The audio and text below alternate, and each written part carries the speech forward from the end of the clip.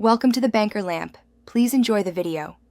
You begin by proving whether the VPN leak is real. Check your public IP and compare it to the VPN-assigned IP. Once done, restart your router and reconnect to a different server to rule out a bad node. Make sure to disable IPv6 and clear browser cookies and cache so persistent data cannot reveal location. These actions are immediate and eliminate common causes.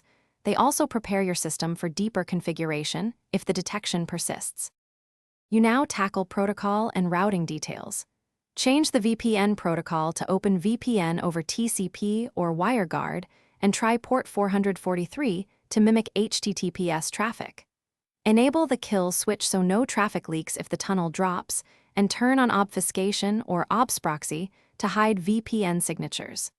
Set a custom DNS to prevent DNS leaks. Disable WebRTC in your browser to stop direct IP exposure, and update the VPN client so you're running the latest leak fixes and patches.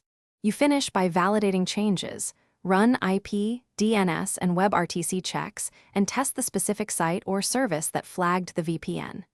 If detection continues, reinstall the VPN client and test again, or try another reputable provider to isolate the issue. Make sure to collect logs and contact VPN support if needed. One key troubleshooting tip: if a site still blocks you, try a mobile hotspot to confirm whether your ISP or local network is the cause before spending time on complex workarounds.